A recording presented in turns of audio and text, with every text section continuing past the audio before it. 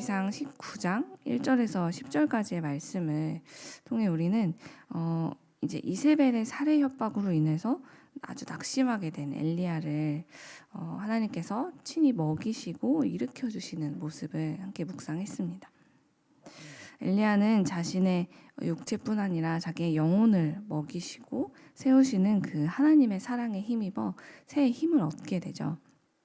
그리하여서 40일 밤낮을 걸어 하나님의 산인 시내산에 도착하게 됩니다. 그러나 밤이 되자 엘리야는 또다시 우울함과 낙심에 빠지게 됩니다. 자기의 의지와 관계없이 순식간에 영혼을 잠식하는 이 깊은 우울과 낙심의 뿌리가 얼마나 정말 뿌리 깊게 그의 내면에 자리 잡고 그를 흔들고 있는지를 볼 수 있는 지점인데요. 그런 엘리야를 보면서 하나님은 넌 다시 왜 이렇게 자주 넘어지니? 라고 말씀하시는 것이 아니라 또다시 어김없이 그에게 찾아와 주시고 하나님 그의 마음을 들어줄 온갖 준비를 마치 하신 것처럼 엘리야가 쏟아내는 내가 얼마나 괴롭고 힘든지에 대한 솔직한 심정을 하나님이 다 들어주시는 것을 우리가 볼 수 있어요. 오늘 우리가 읽었던 말씀 중에 10절과 14절을 보면 그가 두 번에 걸쳐서 똑같은 말을 반복하고 있는 걸 볼 수 있는데요. 그 내용인즉 이렇습니다. 하나님 앞에 그가 이스라엘 백성들이 모두 하나님과 맺은 계약을 어겼고 그들이 주의 제단도 헐었고 그리고 주의 선지자들까지 모두 죽였다라는 그 사실을 하나님께 하나님은 지금 모르고 계신 거 아니세요? 지금 상황이 이렇게 안 좋아요 라는 것을 강조해서 말하듯 지금 두 번이나 이야기하고 있어요. 그리고 그런 어려운 가운데 정말 그런 힘든 상황 속에서 살아남은 주의 선지자라고는 이제 저 하나밖에 없다고. 그런데 이제 그 하나님의 말씀을 어기고 주의 제단을 헐고 선지자들까지 다 죽였던 그 사람들이 이제 내 생명마저 빼앗으려고 지금 하고 있는 답이 없는 상황이라고 하나님께 두 번이나 지금 이야기하고 있는 것을 볼 수 있죠. 저는 엘리야가 이 같은 내용의 말을 두 번이나 하나님께 드리고 있는 그 심정이 조금은 이해가 됐습니다. 우리도 하나님께 받은 그 은혜에 감사하면서 교회에서나 직장에서나 가정에서 나는 정말 그리스도인답게 살 거야 라는 마음을 가지고 하나님께서 내게 주신 그 사명들을 감당하기 위해서 최선을 다해본 경험이 한 번씩은 있으실 겁니다. 그런데 우리가 그렇게 하나님 말씀대로 살려고 최선을 다하면 다할수록 꼭 시험이 찾아올 때가 있어요. 나는 정말 내 시간도 내게 유익이 되는 것들 모든 것 다 내려놓고 우리 하나님의 말씀대로 살아보고자 나 자신을 먼저 희생하고 헌신하면서 살아왔는데 전혀 믿지 않는 사람들로부터 비웃음을 당하거나 배척당하거나 때로는 그런 내가 주를 위해 살았던 그들을 위해 헌신했던 이런 것 때문에 오히려 내가 이용당하고 있는 것을 깨닫게 됐을 때 그런데 그런 것이 믿지 않는 사람들뿐만이 아니라 내가 가장 의지하고 있는 가정에서나 심지어 교회에서조차 그런 일들, 그런 마음을 느끼게 되고 내가 정말 어디서나 지금 혼자 있는 것 같은 그런 외로움을 느낄 때, 그런 때가 아마 한 번쯤 있으셨을 겁니다. 주의 나라를 위해서 애쓰고 있는 사람이 내 주변에 나 말고는 아무도 없는 것 같은 그런 시간 말입니다. 그래서 그런 마음을 느끼게 될 때, 그런 심정을 갖게 될 때 우리는 내가 언제까지 이렇게 혼자서 이 길을 갈 수 있을까 하는 그런 생각에 참으로 더 막막해지고 그 자리에 주저앉게 되죠. 엘리야가 딱 그런 상태였던 것 같아요. 엘리야의 말을 오늘 우리가 사는 이 시대의 상황에 비추어서 다시 해석해 본다면 아마도 그는 이런 이야기를 한 것일 겁니다. 하나님, 저 혼자 이렇게 믿음으로 산다고 해서 뭐가 달라지겠습니까? 세상 사람들과 교회 다니는 사람들마저 모두 구분 없이 다들 자기 소견에 오른 대로 살고 있어요. 하지만 그럼에도 불구하고 저는 나름 믿음을 지키면서 하나님 맡기신 사명을 감당하면서 주를 위해 열심히 일해왔습니다. 그런데 그럼에도 불구하고 결국 달라지는 게 없어요. 하나님께서 우리가 기도할 때 눈에 딱 보이는 어떤 기적을 행해 주신다거나 그냥 그 자리에서 딱 나타나 주신다면 사람들도 하나님이 누구신지 깨닫고 저도 힘이 날 텐데 결국 그런 일들은 일어나지 않았고 이제는 저도 저 사람들처럼 되지 않고는 살 수가 없는 시대를 지금 지나고 있습니다. 저도 너무 힘들어서 이제는 사명을 감당하기 더는 힘들 것 같아요. 이제 좀 내려놔야겠습니다. 이런 말을 하고 있는 것이 아닐까 하는 생각이 들었어요. 왜냐하면 엘리야는 정말 지금껏 열심히 주를 위해 살아왔기 때문입니다. 그러나 그가 볼 때 이제 정말 혼자 남아있는 것 같은 이 두려움의 시간에, 이 외로운 시간에 뒤를 돌아보니 그렇게 열심히 주의 일을 했는데도 불구하고 눈에 보이는 이렇다 할 열매도 없고, 그렇다고 눈앞에 사람들이 뭐 그닥 변화가 된 것도 아니고, 세상은 여전히 하나님 없이도 잘 돌아가고 있는 것 같은, 그렇게 하나님 없이 우상에 빠져서 자기의 마음대로 살아가고 있는 그 백성들이 아무렇지 않게 잘 살고 있는 것처럼 보이는 그 상황을 보면서 그는 힘이 쭉 빠졌던 거죠.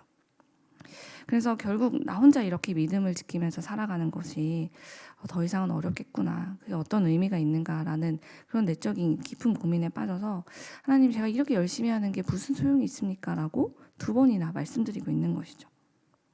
그런데 엘리야가 이런 이야기들을 하나님 앞에 정말 솔직하게 숨김없이, 하나님 한 번으로는 혹시 못 알아들으셨나 싶으셔서 다시 한번, 하나님 제가 이렇게 열심히 했어도 달라지는 게 없어요. 저 혼자서 너무 힘들어요. 라는 이 고백에 대해서 하나님이 너 도대체 왜 그러니? 라고 말씀하거나 한 번도 그의 말을 가볍게 여기지 않으신다는 것, 그 장면이 오늘 말씀에 등장하고 있어요. 하나님께서는 그래서 오늘 말씀에 보면 12절에 이렇게 기록되어 있는데요. 하나님께서 어떤 일을 행하셨는가에 대해서 12절이 담고 있어요. 제가 읽어드릴게요.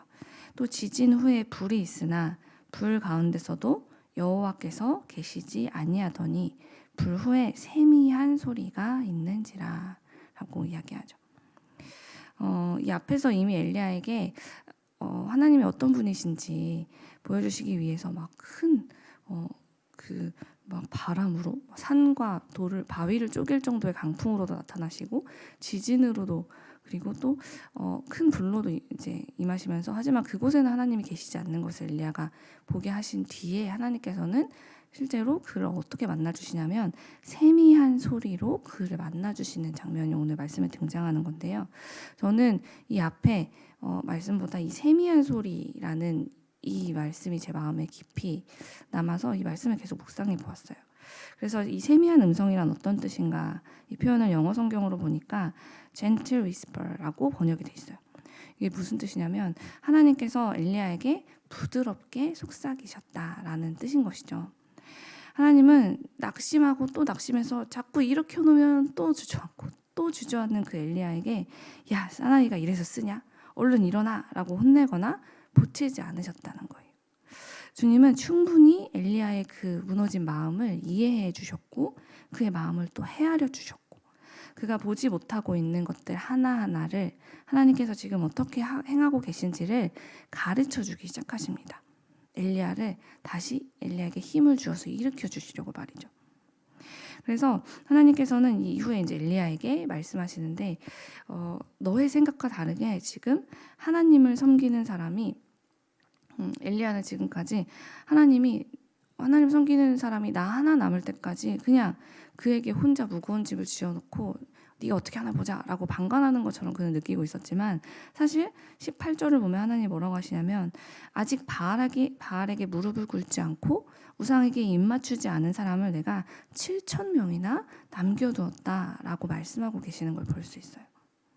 오바댜가 여호와의 선지자 100명을 숨겨서 그들을 지키고 돌볼 수 있도록 그 모든 상황이 가능했던 것은 사실 오바댜의 노력도 있었지만 사실 하나님께서 그 모든 상황을 돌봐주셨기 때문에 가능했던 것인데, 그 100명만 하나님이 지키신 것이 아니라 사실은 엘리야가 나만 남았어, 나 혼자 이렇게 살고 있어, 나 혼자 주의 길을 가면 뭐해 라고 오해하고 있을 때에도 하나님은 꾸준히 일하고 계시면서 하나님을 믿고 섬기는 7,000명의 사람을 이미 지키고 계셨다는 것을 지금 엘리야가 볼 수 있도록 그의 눈을 열어 보고 또 영적인 귀를 열어 들을 수 있도록 말씀해 주고 계신 것이죠.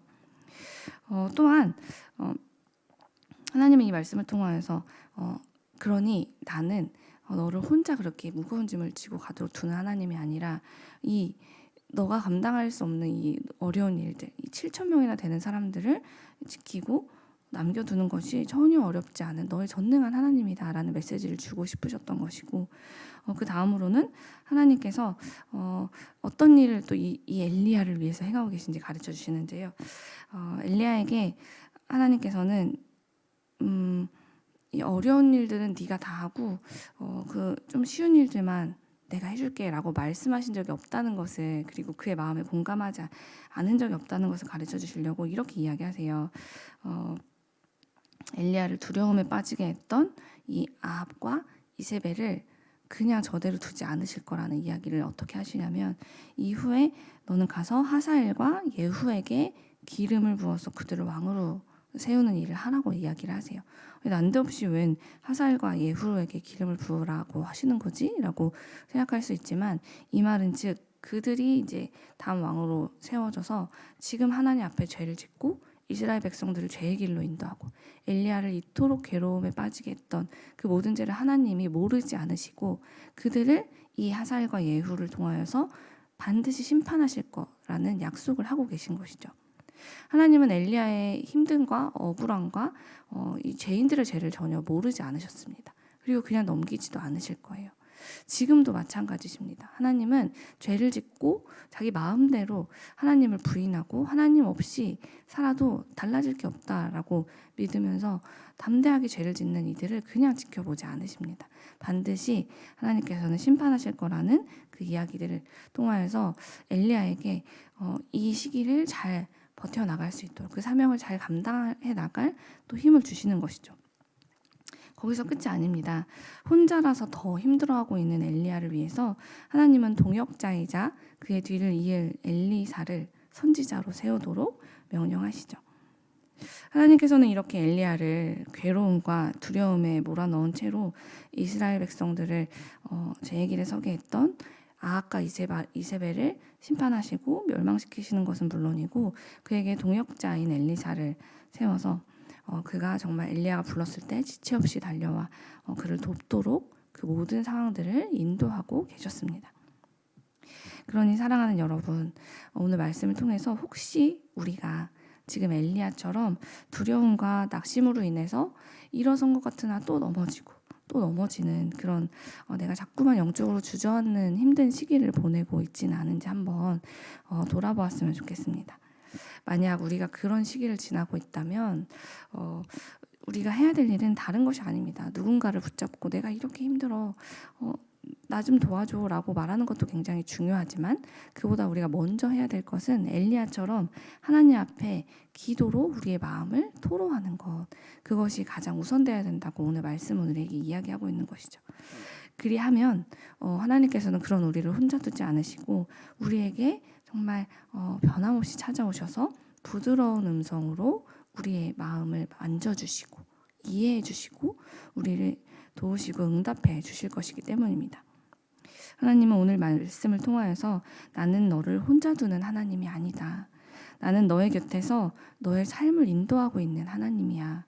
너는 네가 혼자라고 생각하고 있지만, 그래서 계속 나는 혼자야 라고 말하고 있겠지만, 너에게는 내가 너를 위해 남겨둔 7,000명의 사람들이 있다. 너를 괴롭게 하는 이들은 내가 심판해 줄 거고, 너를 위해 너와 함께 그 힘들다고 느껴지는 길을 가줄 동역자 역시 내가 준비해 두었다 라고 하나님께서 우리에게 오늘 이 시간 말씀하고 계신다는 것이죠. 그러니 혹시 내 마음에 너무 깊은 낙심으로 인하여서 내가 혹시 모든 걸 포기하고 싶은 그런 심정이었다면 지금 이 자리에서 우리 하나님을 바라보시기 바랍니다. 부드러운 음성으로 내게 속삭여 주시고 내 마음을 누구보다 깊이 이해해 주시는 하나님의 음성을 듣는 이 자리를 떠나지 마십시오. 그러면 하나님께서 우리를 위해 지금까지 준비해 두신 그 구원의 길, 내가 알지 못해서 나는 할 수 없다고 생각했던 놀라운 새로운 길을 하나님께서 열어가고 계심을 우리는 발견하게 될 것입니다. 우리 그 믿음 가지고 오늘도 기도의 자리로 나아가면 좋겠습니다. 함께 기도하겠습니다.